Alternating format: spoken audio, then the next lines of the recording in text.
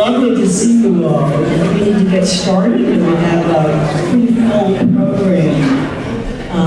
And we will have some snacks at the end of this, so I know we can get going. But I'm so pleased to see so many people here tonight. My name is Annie Harris, and I'm CEO of Essex Heritage.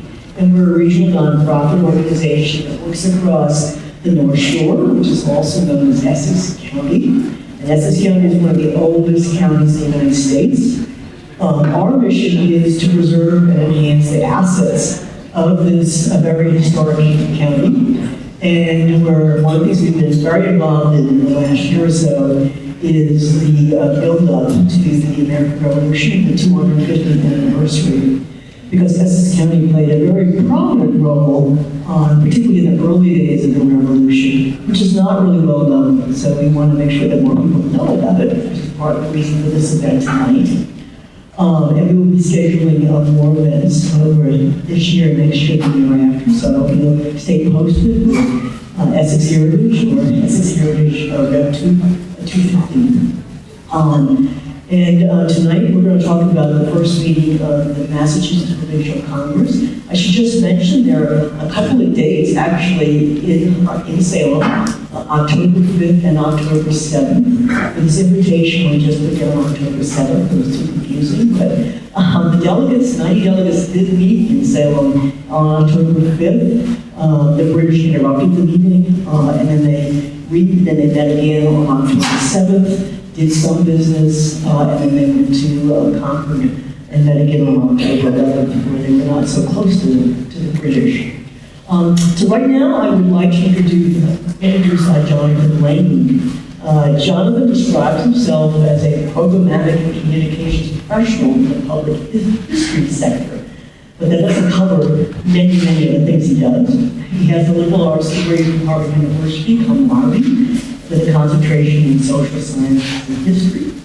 He currently serves as the executive director of Revolution 250 Massachusetts. And Rev 250 is an independent 501c3.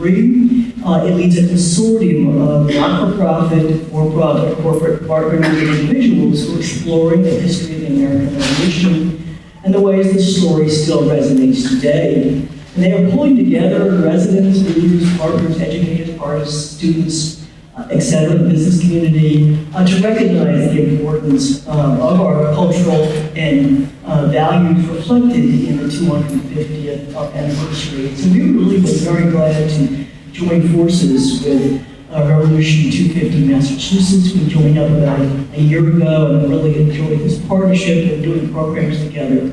And with that, I'd like to have Jonathan Hancock.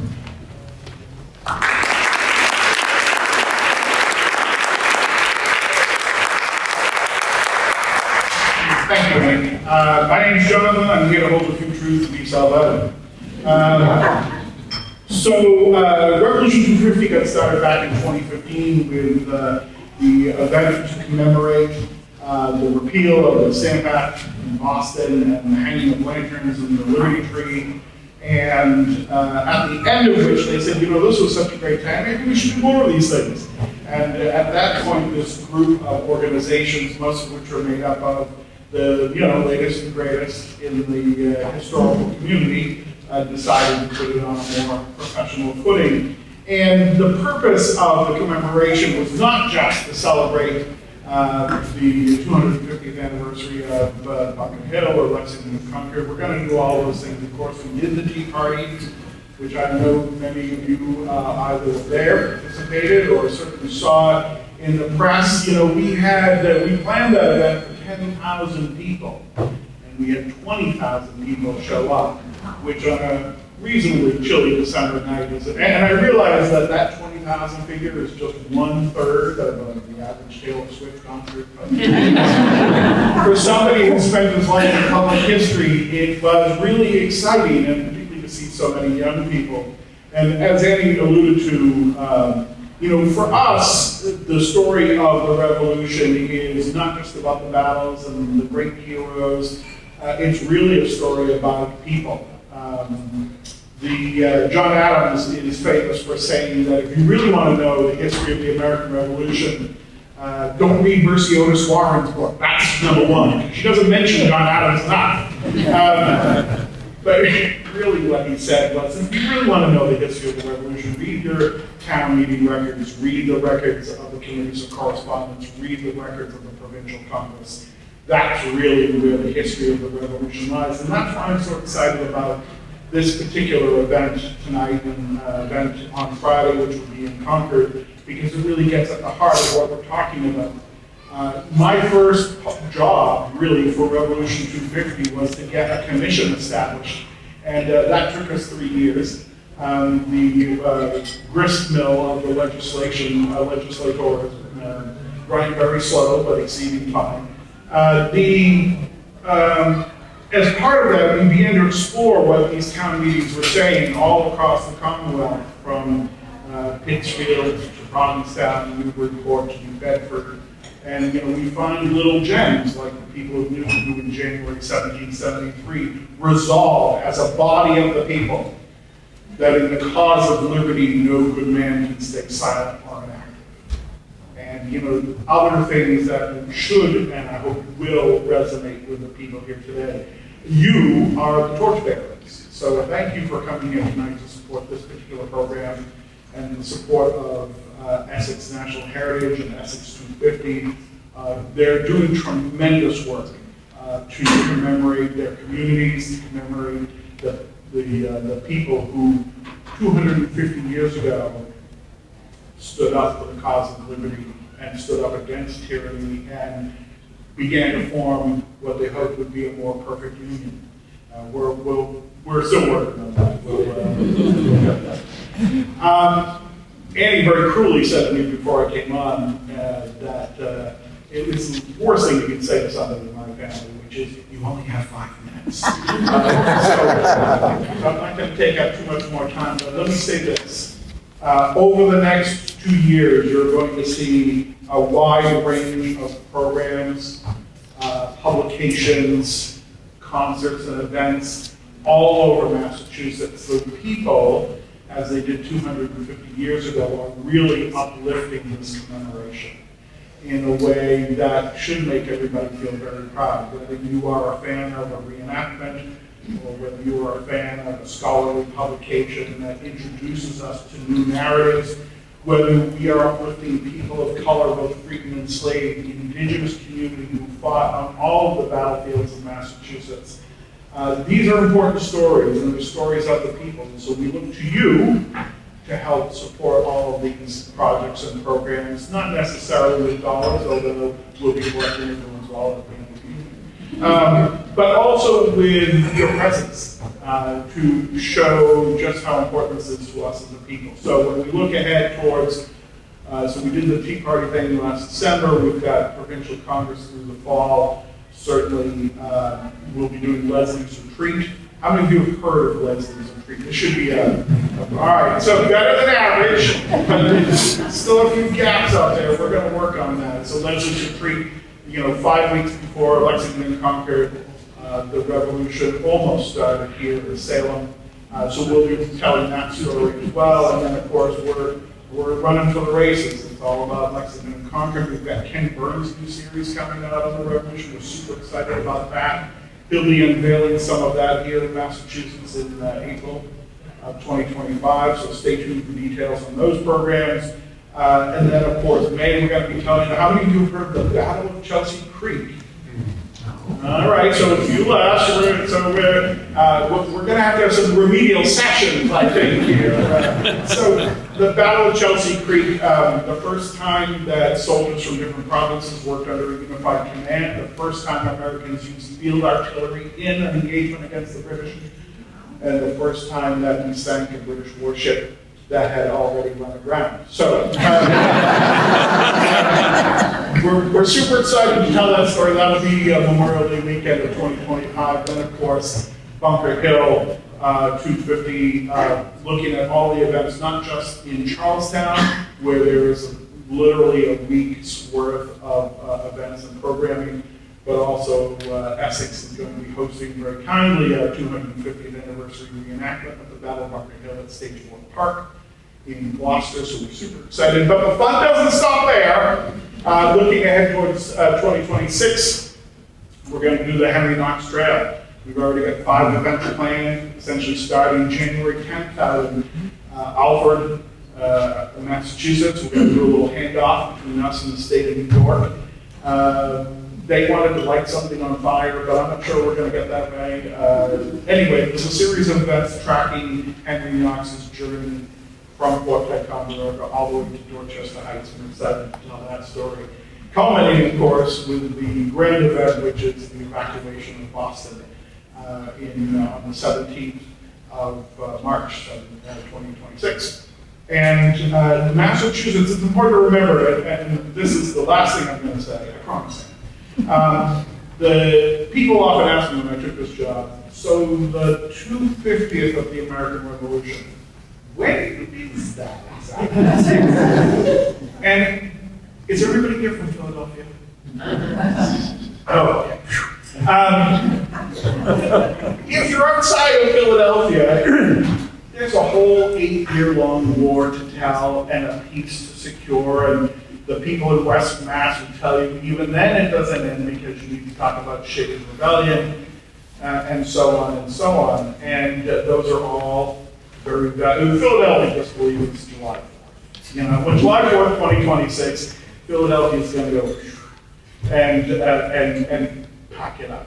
But for people all across Massachusetts, all across the nation, they are looking to tell a deeper story. So stay tuned on that. Revolution 250 is partnering with people up and down the East Coast to help tell these stories, and we're really excited about that. 2026 will be a big year, no question. We've got tall ships, fireworks, the whole bit. But just remember there's more to the story, and we look forward to finding ways to tell that story as well. Thank you all very much for coming. Enjoy your evening.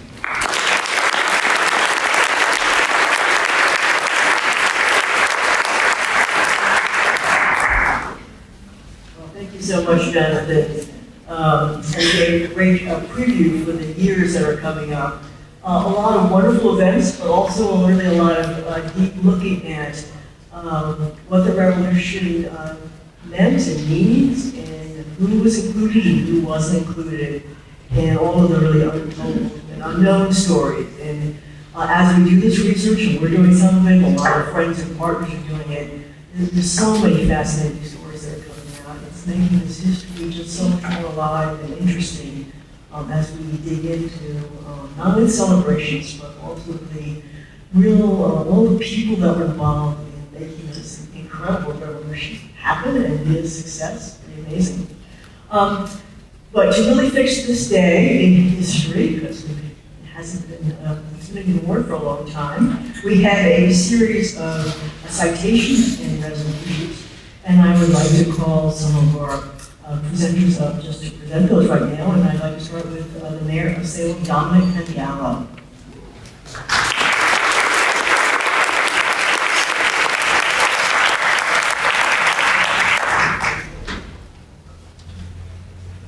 So, thank you, Annie, as Heritage, Jonathan, for this kind welcome and for everyone who helped make this celebration possible.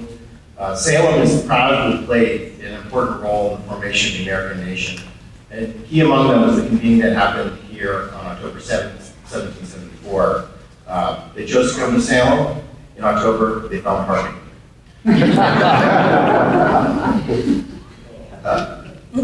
After the legislative retreat was mentioned, and I hope you all come back to Salem in February 22nd and 23rd for that weekend when we celebrate the 250th anniversary of the gunpowder raid and legislative retreat. A British newspaper afterwards characterized it by saying that the Americans have raised the standard of liberty at Salem, and we're proud of that.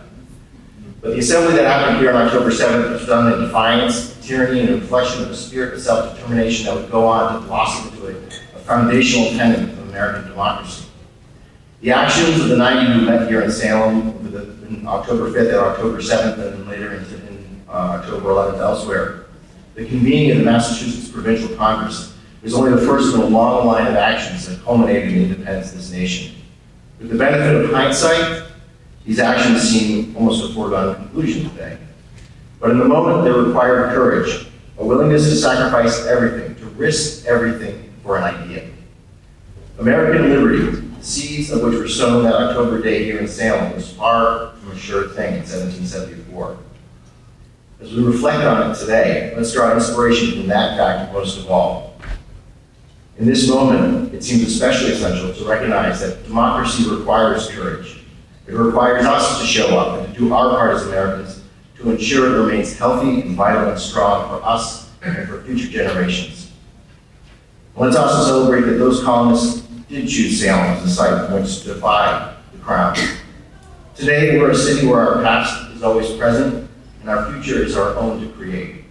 But it's only that way because of people like those 90 patriots and so many others who would go on to create this nation. It's an honor to join you all this evening to mark this historic occasion. And on behalf of the City of Salem, America's home court, to present this official proclamation and citation to the event.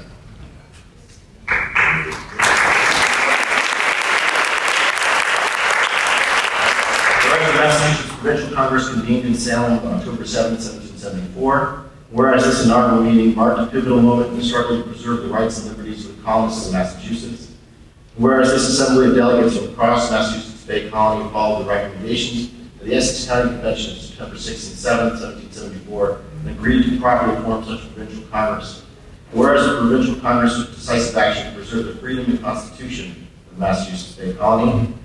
Whereas the spirit of resistance and self-governance embodied by the Provincial Congress continues to inspire and guide the people of Massachusetts today, now therefore be resolved that we honor the creation of this esteemed body by commemorating the establishment of the Massachusetts Provincial Congress on the 250th anniversary of the occasion, and we further resolve that we honor the delegates from that Congress, especially those who hailed from the town of Salem, who gathered in the spirit of liberty and pledged to preserve, quote, peace, welfare, and prosperity of the province. October 7, 2024, Dominic McGowan.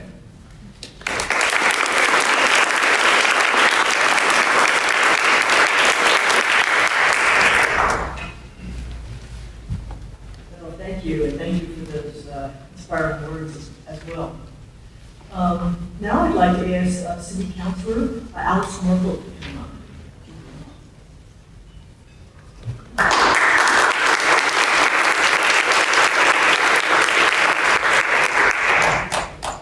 Hi, everyone, and thank you for being here tonight. And I want to thank Essex Heritage and Rep 250. There's so many great events to look forward to, and also to the Hawthorne Hotel. And so I'm very honored tonight to present this proclamation from the Salem City Council. City of Salem, Massachusetts, resolution from the Salem City Council honoring the 250th anniversary of the first Provincial Congress convened in Salem. Whereas, on October 7, 1774, Salem hosted the first Provincial Congress of Massachusetts, where 90 delegates gathered to defend colonial rights and lay the groundwork for the American Revolution. And whereas, the historic meeting in Salem marked a pivotal step towards self-governance and resistance to British rule, asserting the colony's commitment to preserving its constitutional freedoms. And whereas October 7, 2024 marks the 250th anniversary of this significant event in American history, which continues to underscore Salem's important role in the fight for liberty. Now, therefore, be it resolved that the Salem City Council proudly commemorates the 250th anniversary of the first Provincial Congress and honors Salem's key place in the early movement for independence. And be it further resolved that the City of Salem is recognized not only as a cornerstone of Massachusetts' revolutionary efforts, but also as an enduring symbol of America's foundation and its ongoing commitment to freedom and democracy. And thank you.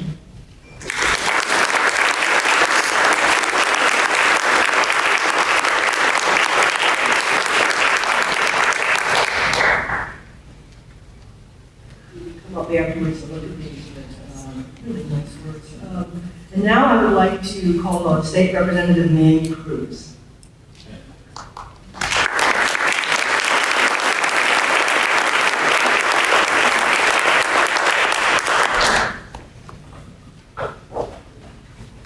Good evening. Oh, we're going to do that again. Good evening. Much better, thank you. It is such a tremendous honor to be able to be here with all of you today to commemorate this special occasion. I also want to extend my thanks to both the Essex National Heritage Area, Annie Harris and her wonderful staff, Rev 250, the Hawthorne Hotel, for putting together this important event.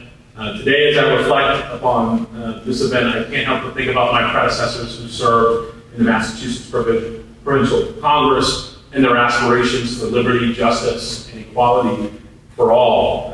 It is fitting that today a little bit of living history will stand at this podium to commemorate 250 years since that first meeting in Salem. And as I think about myself and Senator Lovely and the words of Annie Harris as she described the stories that were untold, I often think about those who were left out of the history, the women who also aspired for liberty and justice, certainly the people of color, and today in this very building, Salem is represented in the legislature by its first woman in the state Senate and an Afro-Indigenous Latino in the House of Representatives. And I do believe that that connection to our predecessors' spirit of liberty and revolution and challenging the status quo lives on right here in the 7th Essex. And so it is with great humility that I come here today to present a citation to commemorate this particular commemoration from the House of Representatives, and it reads, "The Commonwealth of Massachusetts, be it hereby known to all that the Massachusetts House of Representatives offers its sincerest congratulations to the Massachusetts Provincial Congress in recognition of the 250th anniversary of the establishment of the first Massachusetts Provincial Congress in Salem on October 7, 1774. The entire membership extends its very best wishes and expresses the hope for future good fortune and continued success in all of its endeavors. Given this 7th day of October in 2024, here in Salem, it is signed by the Speaker of the House, Ronald Mariano, and offered by me, the representative for the 7th Essex, Manny Cruz. Thank you.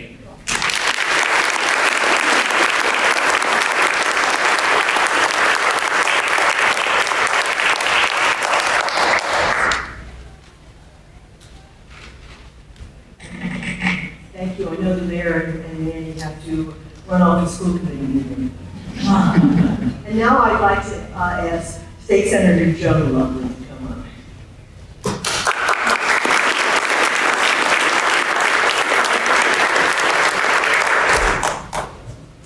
Thank you, Annie, and good evening, everyone. What a beautiful crowd.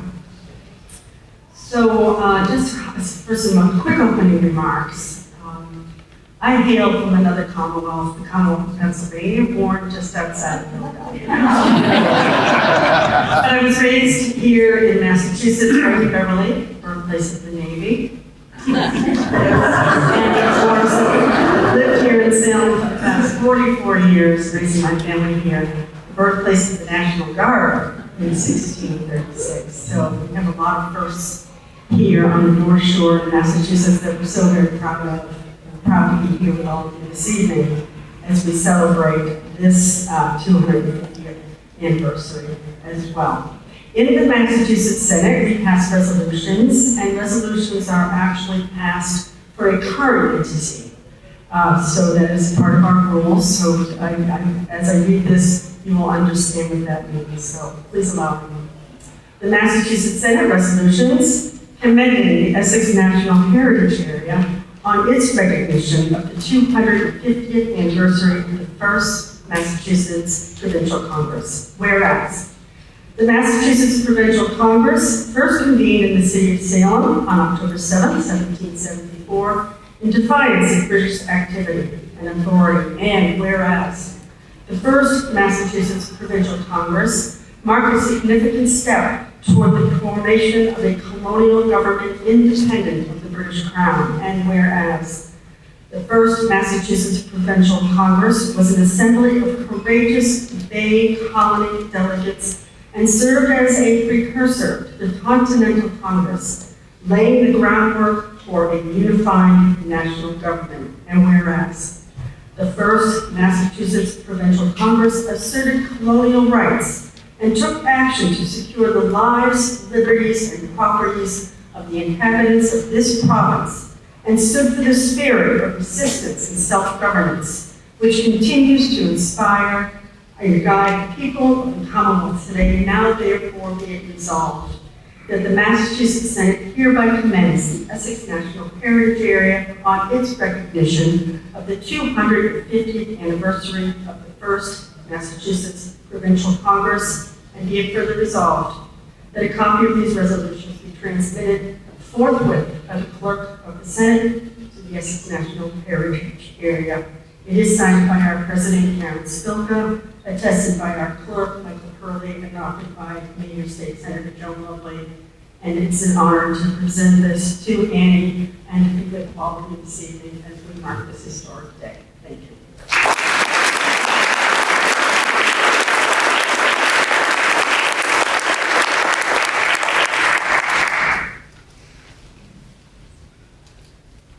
Well, thank you, Joan. Quite an exciting resolution. And then I have one last resolution for this portion. And unfortunately, the Lieutenant Governor had hoped to be here tonight, but was not able to.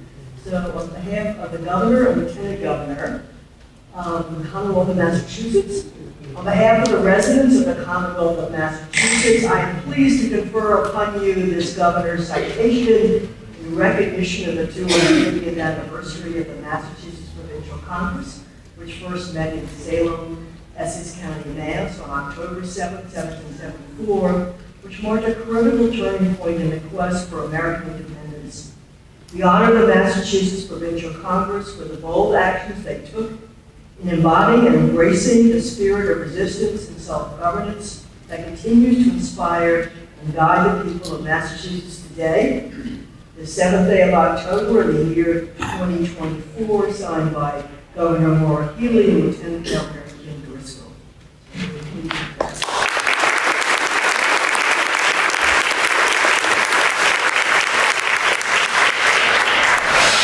And now I'd like to introduce our next speaker, Alice Kane, who sort of set the stage a little bit for us tonight. Alex is an academic dean at a vocational school in Massachusetts. He has published multiple research articles on the battles of Lexington and Concord, privateer operations during the siege of Boston, the Massachusetts militia system, and the Royalist refuge experienced during the American Revolution. And we've had him speak a couple times and he's speaking 4 times. He's also published 2 books. One, We Stood Our Ground in Lexington in the First Year of the American Revolution, and the second book, I See Nothing But the Horrors of the Civil War. He is the author of a critically acclaimed blog and podcast called Historical Nerdery, which I really recommend. It's lots of fun. Alex has served as an historical consultant to various government, community, and national news organizations. He resides in Massachusetts with his wife of 27 years, Paula. And they have 2 children. And as a sign of his passion for history, his children are named John and Abigail. It's really coincidence. But with that, Alice King.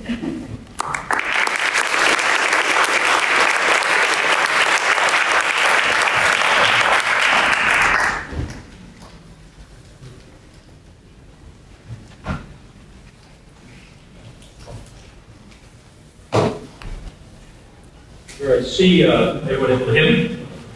Where I see all the excitement about also talking at the 250th of Leslie's retreat. One thing I would be remiss before I start my talk is giving a shout out to Newburyport during Leslie's retreat. 250 years ago in February of 1775, all 9 military companies from Newburyport marched towards Salem in response to the alarm. The British forces had landed in Marblehead and were moving on Salem. When they reached Ipswich, they received word that it's all over, you can go back home. At which point the Newburyport militia did a 180 and marched back to either Raleigh or Newbury. But they stopped at the tavern and proceeded to drink it dry. And then they stiffed the tavern owner without paying the bill. So if we're looking for 250 events, this is one that I think. So my name is Alex Gage. I am an author and a blogger with a website called Historical Nerdery, and tonight I'm going to talk very briefly about the build-up to the Provincial Congress in 1774. And we are going to start with the Boston Tea Party. Normally I look at my screen when I'm talking, so that's why I have the laptop in front of me. In 1773, Parliament passed the Tea Act, and the Tea Act was basically to shore up the shaky economic base of the British East India Company. Established in 1709, the East India Company derived over 90% of its profits from the sale of tea. However, by 1772, due to severe mismanagement, the company was in desperate need of a bailout. And of course, what happens, often when corporations want a bailout, they go knocking on the government's door, which is what happened here. The company's directors looked towards Parliament for relief. Parliament's response was the passage of the Tea Act, which the East India Tea Company was given the exclusive right to ship tea to America without paying import duties and to sell it through their agents to American retailers. And of course, one of the first issues, besides smuggling, which is a whole different topic for another time, American merchants for many, many years have been selling a much more favored tea, which was Dutch tea. It was cheaper, and those who were specializing in selling Dutch tea now faced financial ruin. Massachusetts obviously and immediately opposed the act and began to organize different forms of resistance. Resistance varied from initially boycotts to acts of violence. On November 29, 1773, the tea ship Dartmouth arrived at Griffin's Wharf in Boston. 3 days later, the Beaver and the Eleanor arrived at the same wharf. Bostonians immediately demanded that Governor Hutchinson, who was the governor of the royal colony at the time, order the three ships back to England. On December 16, 1773, the owner of the Dartmouth apparently agreed with the mob, and at that point went to Hutchinson basically to beg him, please allow me to depart and return to England. Hutchinson refused, and approximately 6 o'clock that evening, 150 men and boys, disguised as Indians, marched to the three ships, boarded them, and dumped 340 chests of tea into the Boston Harbor. Now, I just have to see where I am. I apologize. This one, I'm back. Let's talk about Essex County tea resistance first. 7 days after the Boston Tea Party, Ipswich passed a series of resolutions condemning the British policy on tea and threatening those who consumed it within the borders of the towns to be considered enemies. On January 5th, 1774, the town of Topsfield formed a tea committee as a draft, and then they proceeded to write a draft response to the Boston Tea Party. Eventually, the town decided first to follow a boycott route, which basically meant they were going to boycott any English tea, and then they were also not going to do any business with supporters of the tea. However, they did indicate that if anyone attempted to sell tea, or if they showed outright sympathy towards the Tea Act, they would be treated as enemies of the country. So we're starting to see some of the theme that's already started before. On October 4th, 1774, in this community, so this would have happened roughly about 250 years ago, this past weekend, the town of Salem had its own tea burning. According to period documents, a Salem mob seized tea that belonged to a particular merchant, burned it, and then proceeded to chase one of the servants of the merchant out of town. In response to the Tea Party, the English Parliament was absolutely horrified by what they saw. And they proceeded to pass several harsh and restrictive measures aimed at punishing Massachusetts in response to the Boston Tea Party.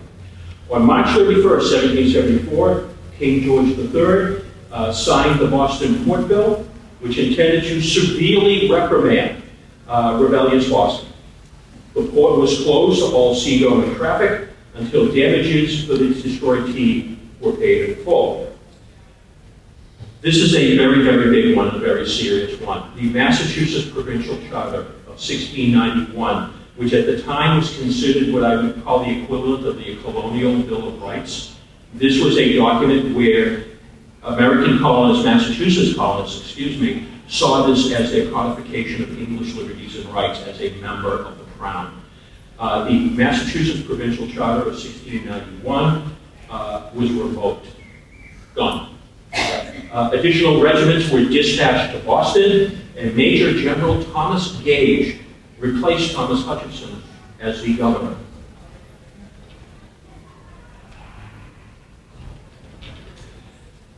Gage moved immediately the seat of government from Boston to Salem, and the customs office was moved south from Boston to Plymouth. The governor's council was replaced with a non-elective mandamus council, and town meetings, which were part of those sacred rights of the Massachusetts colonists, could only be held with the permission of the governor.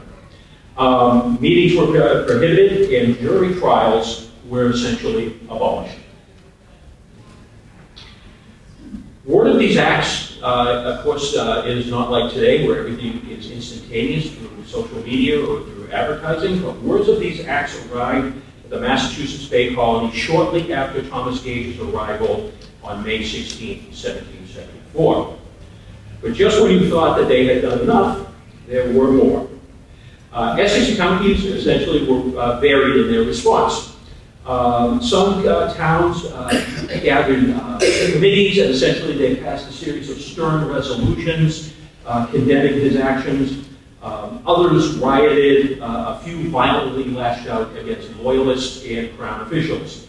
Lynn, the city of Bend was the town, was quite vocal in its protest of the intolerable acts and declared their abhorrence of every species of tyranny and oppression. Marblehead, one town over from here, declared loyalists in their communities were considered now and forever to be enemies of the province, and unless they signed public recantations, they would be shunned and be at the risk of violence.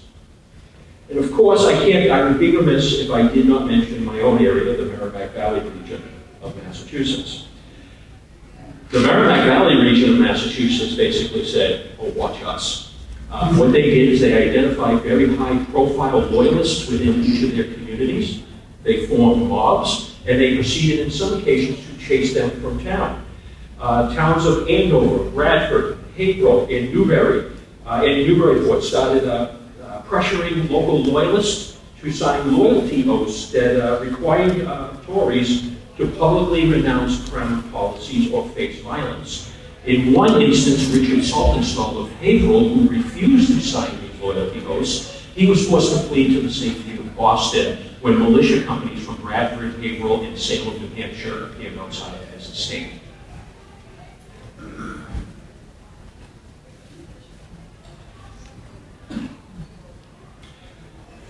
Shortly after Boston Harbor was formally closed on June 1st, 1774, news arrived of more repressive measures from British Parliament, particularly in regards to what was going to happen to the Massachusetts governmental system, which was known as the Massachusetts Government Act.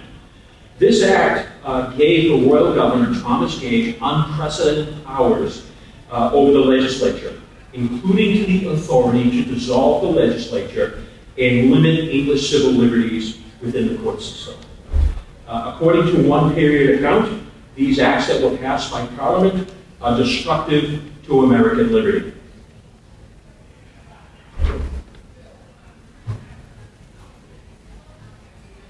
And of course, within 2 weeks after this, General Gage does in fact dissolve the legislature. So if you think about this is the state of 1774. In 1774, first there is the towns that are resisting the results of the Tea Party.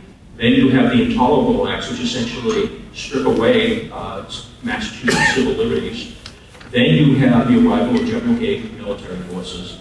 And now you have basically the legislature has been dissolved.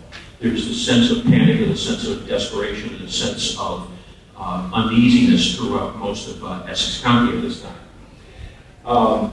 This was seen, the dissolution of the Massachusetts legislature was seen as a direct violation of equal liberties and ran afoul of the Massachusetts Charter of 1691. As I mentioned just a few moments ago, on June 1st, in addition with the news and with the port closing, you also had British military transports arriving, so additional British reinforcements have arrived so as to enforce the Boston Port Bill and enforce the Massachusetts Government Act.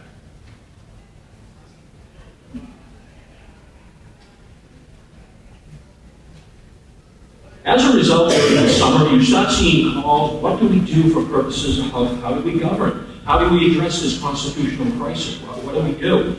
Well, many communities throughout the colony formed both town and regional committees initially that sought to countermand Gage's legislative actions and his authority and try and basically place in some form of a protective measurement to ensure their English liberties were protected. Eventually, over the summer, the towns of Essex County got together and decided to organize a convention in Ipswich, Massachusetts, to discuss the growing crisis. Every community in Essex County sent delegates to this particular convention, and it met on September 6, 1774, in Ipswich to discuss the growing crisis. And there were a series of resolutions that were passed, but notably, first of all, the resolutions in response to Crown policy was unanimous in its decision. First of all, they binded themselves to stand together in opposition to the Crown. Essex County also unanimously voted to demand the resignation of officials holding office by royal appointment and declaring that a provincial congress was necessary for the common safety of the colony. Now, what's interesting about the Essex County Convention versus some of the other conventions, the Suffolk Convention, the Plymouth Convention, the Worcester Convention, the legislature was scheduled to meet on October 5th in Salem. Gage had actually ordered the legislature to reconvene. The Essex County Convention at that point was one of the few conventions that actually said, we should be forming a provincial congress when we meet on October 5th in 1774. Many of the other were actually arguing for about a week later when they eventually met in Concord. And what happened was on October 5th, 1774, representatives from various Massachusetts conventions who were acting on behalf of the Massachusetts colonial legislature met in Salem in response to Gage's requirement that they appear. However, almost immediately, Gage attempts to shut them down. He is unsuccessful in doing so. And 2 days later, on October 7th, 1774, 250 years ago this day, the representatives voted to form a Massachusetts Provincial Congress to serve as the governing body of the colony in order to promote the true interests of His Majesty and the peace, welfare, and prosperity of the province. The representatives then voted to adjourn and reconvene in Concord, Massachusetts. Two key things about this threshold that took place on October 7th, 1774. Number one, the mindset of Massachusetts colonists here and the representatives here in Salem, Massachusetts, was that war was coming. There was a belief that there were conspirators in England who were working behind the scenes, working against the Crown to enslave the Massachusetts populace by forcing them into a war. They had seen what had happened in Ireland, they had seen what had happened in other English provinces, and as a result, they believed that was going to happen to them. And secondly, the result of this particular meeting, when they voted to form a Congress, set into motion, ultimately, the creation of the Minuteman companies. So at this particular point, when these votes were taking place 250 years ago today, any hope of civil war at this particular point between the Crown and Massachusetts seemed impossible to avoid. And so my final point that I want to in my talk, because Andy had given me 12 minutes and told me if I did not finish in 12, to stop running for my car. This is a transcript of the actual resolution forming the Provincial Congress on October 7th, 1774 in Salem. Upon a motion made and seconded, voted, that the members aforesaid do now resolve themselves into a Provincial Congress, to be joined by such other persons as have been or shall be chosen, and I should jump ahead so you guys can read along, Should have had that, so sorry. For that purpose, to take into consideration the dangerous and alarming situation of public affairs in this province, and to consult and determine on such measures as they shall judge will tend to promote the true interest of His Majesty and the peace, welfare, and prosperity of this province. Thank you very much. 250 years ago today, formation of the Massachusetts Provincial Congress.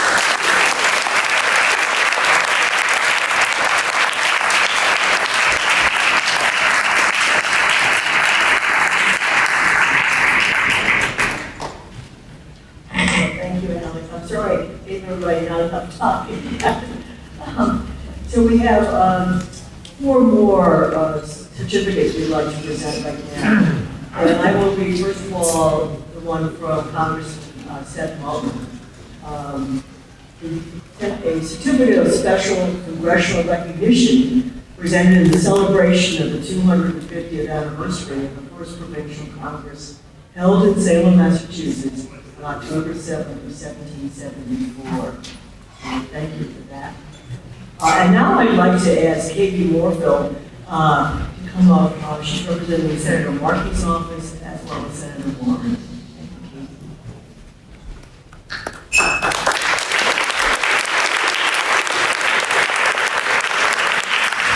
Good evening, everyone. My name is Katie Moorfield. I'm a regional director for U.S. Senator Ed Markey in his Boston office. Tonight I'm here to present a citation from Senator Markey and a note from Senator Warren. The citation from Senator Markey reads as follows. Certificate of Special Congressional Recognition presented to Essex National Heritage in honor of the 250th anniversary of the first Massachusetts Provincial Congress held in Salem on October 7, 1774, signed Edward J. Markey. And now the note from Senator Warren. Dear friends, congratulations to Essex Heritage and Massachusetts 250 as you come together to mark the 250th anniversary of the Salem Provincial Congress. These moments in American history define us, and at each one of them, if our leaders had approached the moment thinking small, we would not have made it through. Americans do big things. That's who we are. And our best moments as a country have been when we see a challenge clearly and we mobilize to meet it head on. Thank you again for the work you do and enjoy the celebration. Sincerely, Senator Elizabeth Warren.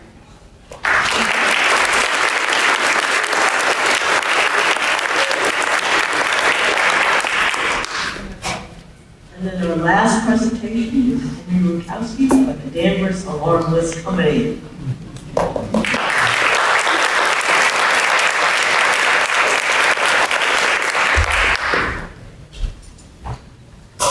Good evening, everyone.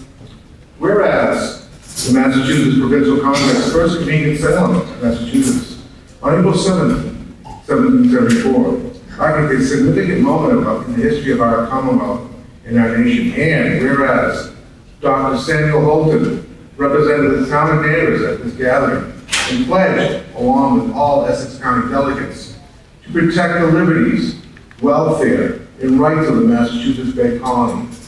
Whereas, in weeks after the initial gathering, Dr. Holton and other representatives of the Massachusetts Provincial Congress laid the foundation for military defense and protection of the people of Massachusetts by calling for the creation of DIG companies. Whereas, the town of Danvers answered the Congress's call to defend the constitutional rights of its citizens and neighbors and resolved on November 21st, 1774, to equip its militia companies with an effective firearm, bayonet, pouch, knapsack, 30 rounds of cartridges, and ball. Whereas the town of Danvers continued to follow the recommendations of the Massachusetts Provincial Congress and prepare for war throughout the winter of 1774 and spring of 1775.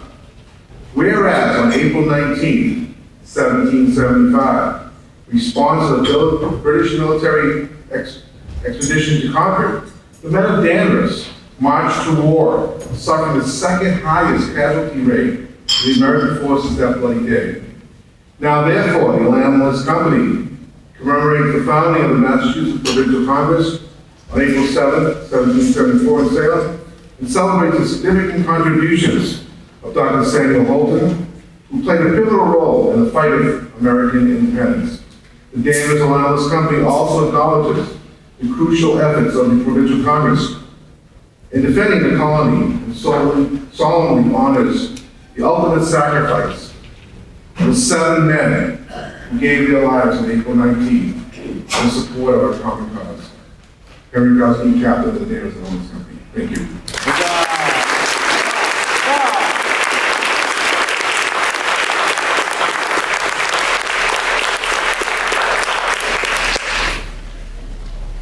Well, thank you for the citations, resolutions, and presentations. They were really excellent. And thank you for reminding us all of what happened 250 years ago. And now for our last speaker, our keynote speaker, Robert Gross. He is the James L. and Shirley A. Draper Professor of Early American History Emeritus at the University of Connecticut.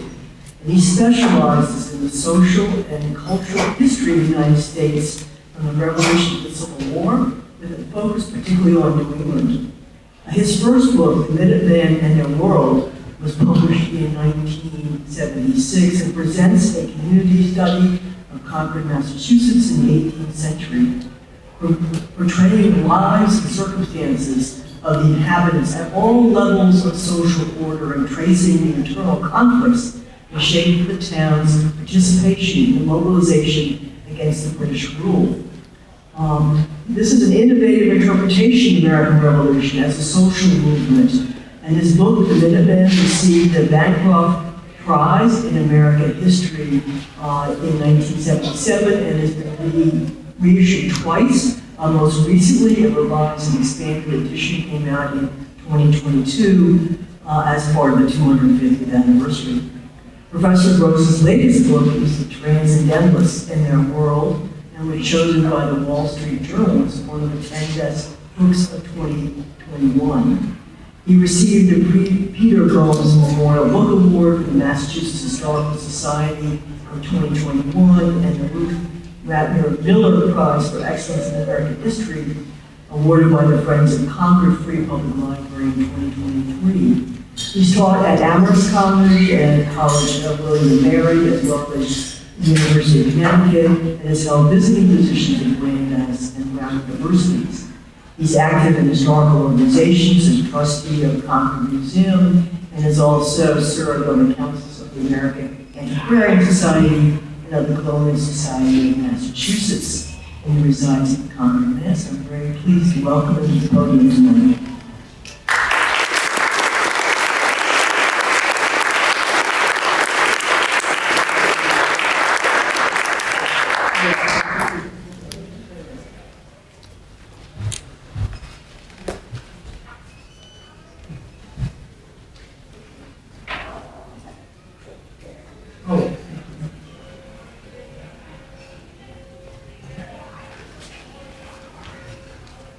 Good evening. Good evening, go on. Now, when I'm done, you get to drink.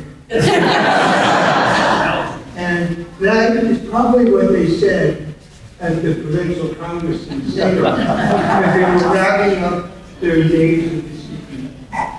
So, I come to you tonight from the town of Concord, which likes to claim precedence in the stories we tell ourselves about the coming of the American Revolution.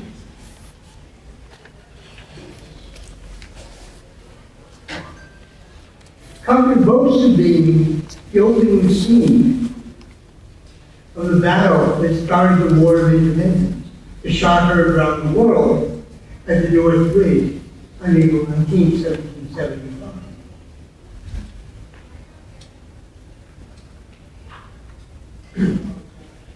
The town likewise takes credit for hosting the first meeting of the Provincial Congress. Quite as clear you would all disagree. But it takes credit for being for hosting the first meeting of the Provincial Congress 6 months earlier, That Congress made the decisions that enabled the Patriots to prevail in the open clash of arms. But as I learned in preparing this talk, Salem has its own case to make for leading the way to an independent American republic. 150 years ago on this date, October 7, 1874, Abner J. Goodell, Register of Probate for Essex County, was the featured speaker at the centennial of the Massachusetts Provincial Congress. The first, and to my knowledge, the only commemoration of this milestone on the road to revolution until this very week, in Salem and Concord are holding separate events. To the middle-aged lawyer Goodell, a resident of Federal Street, Salem deserves top billing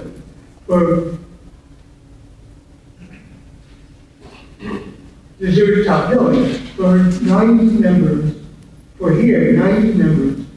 of the Colonial Assembly, elected by their towns according to law, gathered for a session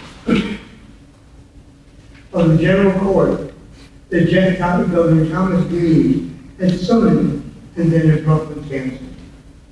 With the province in uproar over Britain's revocation of the Massachusetts Charter of 1691, the legislators had no official means to address the dangerous and alarming situation of public affairs.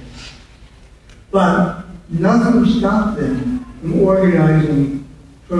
reorganizing as a voluntary body, a Congress, and reconvening elsewhere. In so doing, the delegates acted on their own accord, independently of the imperial administration, and put Massachusetts in open, actual opposition to the home government. So said Goodell. By this vote, Goodell proudly announced, the genius of independence declared itself, in deed, if not in word, and made ready for the desperate conflict to follow. Well, it's one thing to call her a meeting, and another to assemble representatives just a few hundred times for the difficult decision to oppose Gage's arbitrary regime and to wrest the reins of government from the imperial grip. That mobilization began in earnest in Concord, with the delegates confirming the choice of leadership that was made in Salem, with John Hancock chosen as president, and Benjamin Lincoln as secretary of the extra legal body. And it continued over the next 8 months in Cambridge and Watertown as well. Nothing was preordained. Many deputies were reluctant to hasten a war that they didn't want or could not avoid. Contrary to Goodell, the path to independence did not lead inevitably from Salem to Philadelphia. Indeed, in following the course of the Provincial Congress, we can see the American Revolution in Massachusetts in new ways. But that body led the fight, that is, the Provincial Congress, led the fight to sustain liberty and self-government, as we all know. But it did so in unfamiliar ways. Far from launching a revolution on universal enlightenment ideals, the ideals that Jefferson announces in the preamble to the Declaration of Independence, the patriots of Massachusetts were fighting to preserve what they regarded as an ancestral heritage central to their identity as a people. The origins of the Provincial Congress lay in a series of taxes and enforcement measures Parliament imposed on its American subjects, from the Stamp Act of 1765 to the Tea Act of 1773. Every colony objected on both constitutional and economic grounds to these measures. Moderates as well as militants shared the same criticism.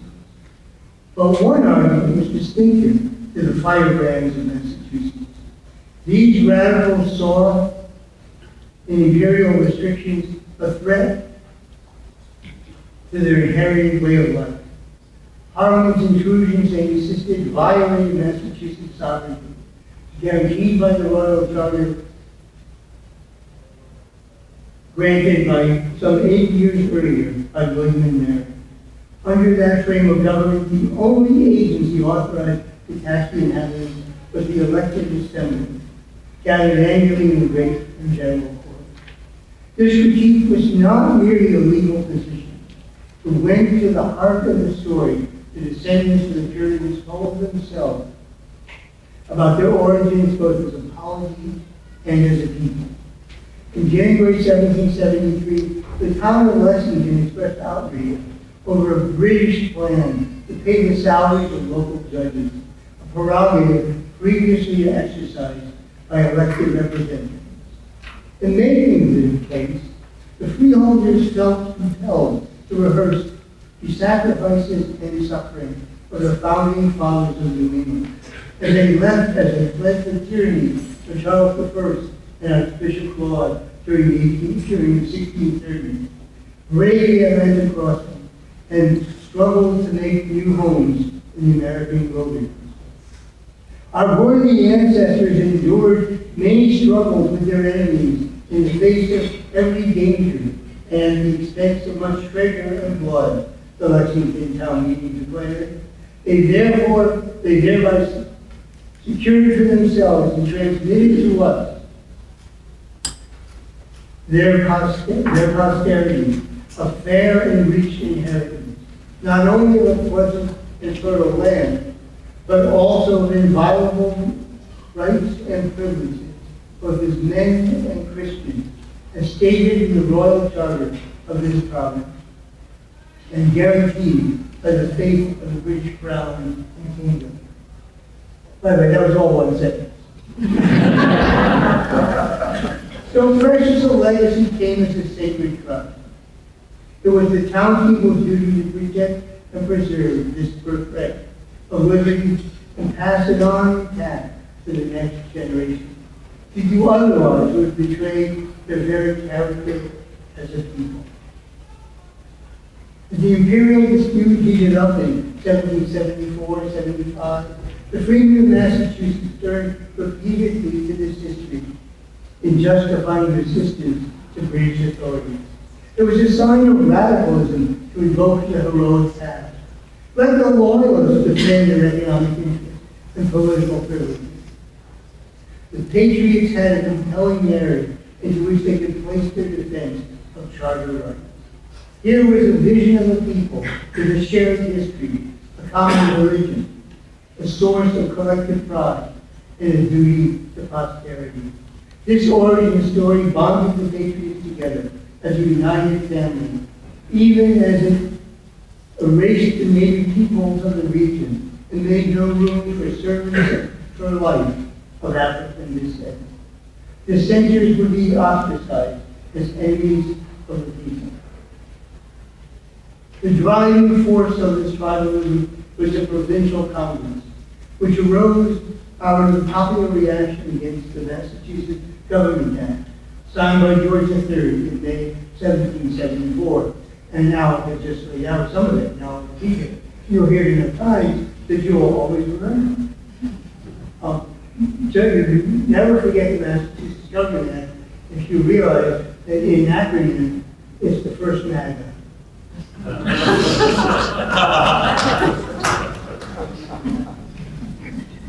The law was one of a package of measures designed to punish the Bay Colony for the Tea Party, and to curb what royal officials had long considered a disorderly democracy. Britain revoked the 69 charter and replaced it with a regime directly answerable to London. The entire judicial system, judges, justices of the peace, sheriffs, and juries, and the members of the council, the upper chamber of the legislature, were remade into agents of the crown, hired and fired at will. Crucially, town meetings, a basic unit of government, were permitted just once a year for the purpose of choosing selectmen and other local officials. Additional sessions would have to be approved by the governor in advance. Towns would no longer be able to voice opposition to unpopular policies imposed by Britain. They had done with increasing vehemence over the previous decade. Political participation, already inhibited by property, gender, and racial qualifications for suffering, was reduced to a limited and occasional act. Understandably, this invasion of local autonomy, the precious inheritance from the forefathers, touched off in uproar. More than any taxes for troops, it shocked communities slow to respond to alarms about British oppression and brought them into the resistance. But how to organize a popular movement when special town meetings could not be called, engage with warning participants in unauthorized gatherings, that they faced criminal charges at their utmost peril? The one legal outlet for collective consent was the upcoming session of the General Court in Salem. Then the Chief Magistrate changed his mind. Political leaders were forced to innovate. If towns could not meet on their own, why not hold county conventions? No law explicitly prescribes such gatherings, nor forbade towns from sending delegates. The gambit paid off. Hardly had official word of the Massachusetts government that gotten out, the convention sprang up in nearly every county to condemn the wicked and oppressive measures of a corrupt administration. Also, the county would call for a provincial congress and set the agenda for that conclave to be held in Concord on the second Tuesday in October. The rank and file of the county conventions were mostly members of town committees and correspondents, whose establishment marked a key step on a Canadian's road to revolution. Boston had inaugurated the first such committee under Sam Adams' leadership in November 1772. And as the spread of the alarm of British abuses in power, the committee built a network of like-minded partners in other towns. The committeemen saw themselves as faithful sons of New England's fathers, engaged in a struggle to preserve the inheritance of freedom intact. Theirs is the same story told by the town of Lexington back in 1773. Great Britain of old persecuted scores in exile our fugitive parents from their native shores. The Suffolk County Convention of September 1774. Now a new generation of would-be tyrants pursues us, their guiltless children, with unrelenting severity to ransack our pockets and exploit the fruits of their labor. Our fathers left us a fair inheritance to us, purchased by a waste of blood and treasure, to quote the Middlesex County Convention. This we are resolved to transmit equally fair to our children after us. Repeated over and over by public bodies and by private correspondence, this evocation of blood and treasure, blood and soil, became a dominant formula of patriot self-understanding. But it was not the only discourse of opposition to British policy. The Essex County Convention eschewed deep dive into the past and put its emphasis instead on the principles of our natural, essential, and unalienable rights, which justifies refusal to obey the arbitrary new regime. Massachusetts was not the first colony to hold such a provincial gathering. Wherever royal governors prevented legislatures from meeting, members got together on their own or were elected by unofficial bodies. Virginia led the way, After Lord Dunmore dissolved the House of Delegates in May 1774, the representatives retired from Raleigh Tavern, where they drew up a non-consumption agreement and elected deputies to the Continental Congress. These conventions or congresses were ad hoc organizations with discrete purposes. By contrast, the Massachusetts Provincial Congress was a continuing body from October 1774 to July 1775. Its agenda was open-ended, membership uncapped, legitimacy uncertain. Officially, the Assembly claimed to be in accord with the 1691 Charter, albeit without a council or governor. In practice, the representatives were acting on their own authority, that the freemen who elected them, in order to mobilize and discipline the resistance to Britain in ways temporary county conventions never could. The Provincial Congress became, in effect, a self-made republic, exercising governmental powers in the unilateral legislature, free of checks and balances. It was the heyday of popular republicanism. The official proceedings of the Congress comprise a handbook for revolution. First, the extra-legal assembly severed links to the royal government. County conventions had worked in tandem with committees of correspondence and local militias to close courts and pressure royal officials to quit their posts. Picking up where they left off, the Congress gave the new Crown appointee to the Governor's Council 10 days' notice to apologize for their misconduct and resign. Those declining to do so would be branded rebels against the state, their names inscribed in the records of every town to go down in infamy for future generations. Without the authority to punish lawbreakers, the Assembly wielded the sanction machine. Loyalists were canceled. Second, the Congress appropriated key functions of government with a keen understanding of the nature of sovereignty. Their first major decision was to claim the power of the purse and commandeer the provincial tax money and local coffers. Then they applied the funds to secure the power of the sword.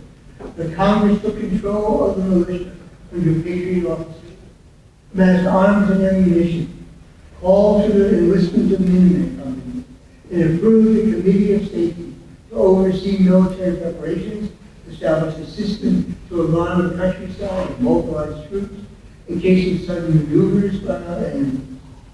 On the eve of war, the delegates overcame doubts and voted to raise the standing army of 15,000 men, although only 103 members were present for the ballots, less than half the entire body, some 46%.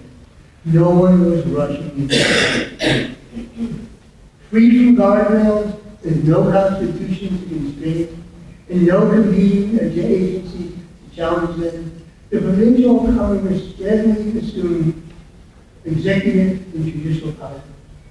It usurped the authority of the government to declare annual fast and Thanksgiving. Its committees of safety and supplies operated as a ministry of defense. It conducted its own diplomacy by dispatching emissaries to form alliances with French and Mohawk inhabitants of Canada. It collaborated with committees of correspondence to enforce the boycott of trade with Britain and to crack down on loyalists. With courts suspended, it was obliged to hold domestic prisoners of war in custody. Wherever possible, the Congress skirted controversial issues likely to fracture the patriot coalition. It declined to act and adapt its petition, complaining about religious discrimination. Regrettably, the body said it lacked the powers of civil government to address that grievance. The members didn't bother to offer any explanation for rejecting a plea to do something but the Negro slaves in the province. Their own struggle to free ourselves from British slavery, notwithstanding. But when authorities in the town and native detected a plot by local blacks to rise up and destroy the white people but Congress acted quickly in order the alleged conspirators to be held in the Concord jail. With no functioning courts to try the case, the accused Freeman and Kona languished in the Congress' custody on the eve of the Red Coats invasion. Think of that.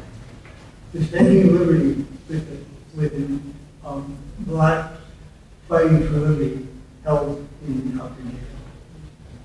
How to justify this unprecedented concentration of power in an assembly outraged by the arbitrary and unconstitutional acts of Parliament?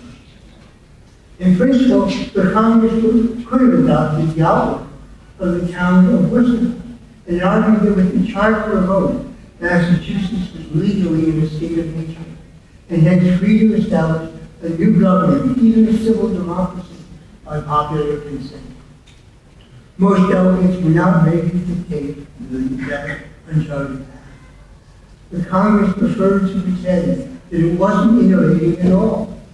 In contrast to Britain, it was keeping faith with the 1691 Compact. And if charters are not deemed sacred, does the foreign declare, how miserably precarious is everything founded upon them. The Provincial Congress carried on as if the old rules held sway. It did not seek to increase popular participation in politics. The same property qualifications applied in elections for the extra-legal assembly as for the House of Representatives. But the upstart body did take steps to narrow the distance between government and the people. The Provincial Congress invited its constituents in every county district to send as many deputies as they deemed necessary and expedient. The response was remarkable. A typical session of the legislature in the 1760s drew 150 deputies from 135 to 140 towns. The first Provincial Congress easily surpassed that record. Its opening session attracted over 260 delegates from some 200 towns, including the District of Maine. Only 20 towns failed to send a representative. The influx altered the character of the assembly. For the first time, at the expense of Boston and the coastal ports, for the first time, inland farming towns captured the solid majority, 60% of the seats, at the expense of Boston and the coastal ports. Even so, the new chamber resembled the old. Most members belonged to the economic and political elites of their towns. The great majority, 85%, were veterans of public office. Prominent among the delegates were luminaries of the base state, who gained prominence in the avant-garde of the revolution. John Hancock, twice president of the Provincial Congress, before rising to president of the Continental Congress. Samuel Adams and John Adams. Elbridge Gerry of Marblehead, future vice president of the United States. And Benjamin Lincoln, destined for fame on the battlefield as a major general of the Continental Army. And Dr. Joseph Warren, president of the final Provincial Congress and martyr of Bunker Hill. This was an uprising led by the political establishment and not by new men. The ad hoc government labored to stay in touch with public opinion. Each session ran 2 to 3 months, requiring towns to gather often for fresh elections. Powers delegated by the people for long periods, explained the Congress, have been abused to the endangering of public rights and liberty. To ensure transparency as well as to sustain popular morale, the members took advantage of the press to communicate with constituents. There was a limit, though, to such openness. Fearful that General Gage would get word of their deliberations, especially military plans, the Congress went then often behind closed doors. Unknown to them, Gage had spies in the room, including a prominent figure in the leadership, Dr. Benjamin Church, who kept them up to date. There was also a political imperative to tread cautiously. With British men of war menacing the coast and an army of regulars stationed in Boston, Massachusetts could not afford to lose support from the United Colonies, many of whose delegates to the Continental Congress in Philadelphia still hoped for reconciliation with the Crown. On the other hand, within its own ranks, the Provincial Congress contained no member impatient for an assault against forces in Boston and demanding a new government based on the sovereignty of the people. Beset by these countervailing pressures, the cash-strapped Congress could only plead for delinquent towns to pay their back taxes. But critical choices could not be put off. Once the fighting broke out, how could civilian officials assert authority over the military? With its ambiguous legal status, the self-made assembly was in a weak position to run a war. More than military necessity for political expediency, it was reverence for the royal charter that carried the day.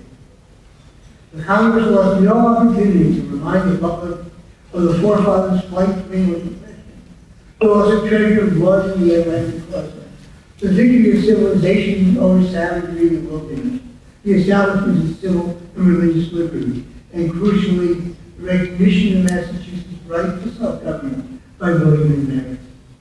The heroic saga was invoked by the extra-legal assembly in February 1775 to rouse the fighting spirit of its constituents. When a people entitled to that freedom, which our ancestors have nobly preserved as the richest inheritance of their children, when those are invaded by the hand of oppression and trampled on by the merciless feet of tyranny, resistance becomes the Christian and social duty of each individual. Accordingly, the rules and regulations for the Massachusetts Army, which the Congress published 2 weeks before Lexington and Concord, put the trials of our pious and virtuous ancestors in the preamble to the document. It highlighted the tenfold severity with which Britain was persecuting their guiltless children, and it pledged the soldiers to restore and preserve the free exercise of all those civil and religious rights and liberties for which many of our forefathers fought, bled, and died. The appeal to the ancestors eased the route to revolution. It was a backward-looking move that disguised the novelty of the colonists' position. Clinging to the charter, the people of Massachusetts portrayed themselves as conservators of history and defenders of the status quo. The British, under the sway of corrupt, power-hungry rulers, were the innovators and aggressors. This rhetorical strategy put a brake on the potential for change. To be sure, the charter, granted in the wake of Britain's glorious revolution, recognized the rights and privileges of the inhabitants of Massachusetts, not just as subjects of the crown, but also as men and Christians, as the town of Lexington has been quick to point out. Its guarantees thus rested on the foundation of universal natural law. Not everyone agreed. Some rejected that compact with the crown as a bulwark of hierarchy, an instrument of elite rule. Better to jettison it altogether and revert to the Charter of 1629, to the Massachusetts Bay Colony steered its own course. Massachusetts was not yet ready to throw off the weight of the past. It moved toward independence with the 1691 Charter in tow. In May 1775, as they set about raising an army in cooperation with other colonies, the leaders of the Provincial Congress felt an urgent need to put their ad hoc regime on a more permanent foundation. We tremble at having an army, although consisting of our own countrymen, established here without a civil power to provide for and guide them. They have sought the Continental Congress's permission to assume the regular powers of a civil government. When that body would slowly respond, the Massachusetts authorities would renew the plea this time emphasizing a spreading of lawlessness in the land, a disrespect for private property with the courts closed, and assaults on civilians by soldiers who went unpunished. The Continental Congress got the message and approved. Its provincial counterpart dissolved on July 15, 1775, and gave way to the General Court, hewing as closely as possible to the 1691 Charter. The House, reduced to its previous size, operated as before, electing a council and passing laws, but without a royal government to interfere. Massachusetts was independent in fact, but not in name. Its government would go without a constitution for 5 more years.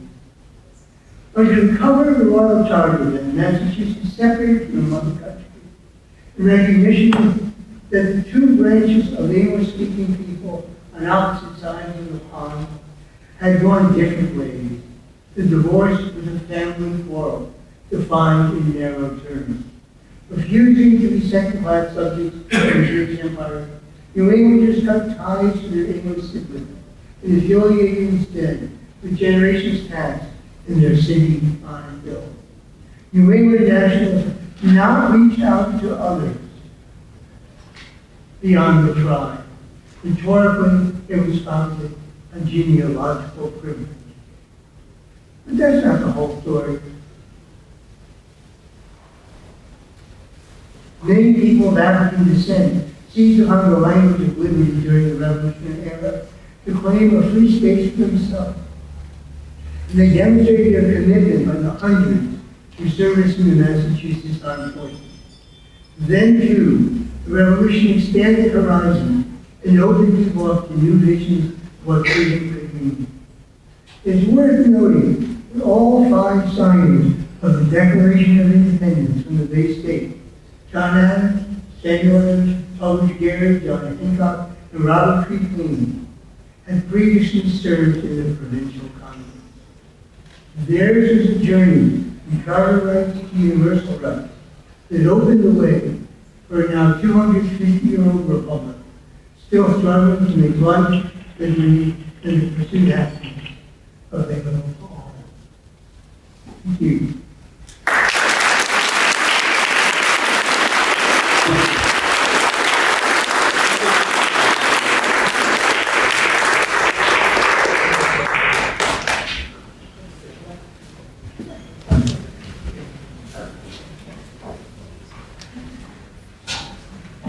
Thank you very much, Bob, and you raised some really good points. There's a lot of nuance in it. This is a sort of a commemoration, celebration tonight, but also a lot to think about. Who was included, who wasn't included. So with that concludes our program tonight. On your schedule, I think, or the agenda for the evening, is a list of the 27 delegates from 21 communities in Essex County. I'm going to read them out, but I don't think I will, because I'm standing for you and the food and the drink. But I do want to say that we will, some of you have done some research on the delegates who are not well known, some are well known, and we'd love to have more research done. We are going to assemble this information, we'll put it on our website, we're going to continue to research this event and the actors that were involved in it, and some of the stories that come out of it. So I invite you to stay. We have people from the Danvers Alarmless Company, from Glover's Regiment. I think we have a few from one of the Lexington regiments. Please go up and talk to them about the events that are happening. Bob, Rose Lee here is welcome to answer questions, so enjoy yourself. Thank you so much for coming.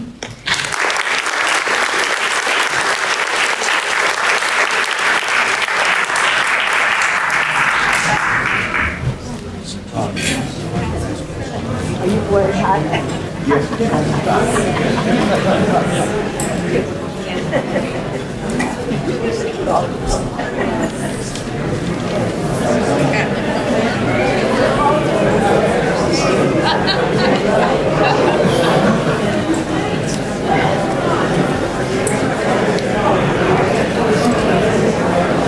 Give me your email address. I want to send you something.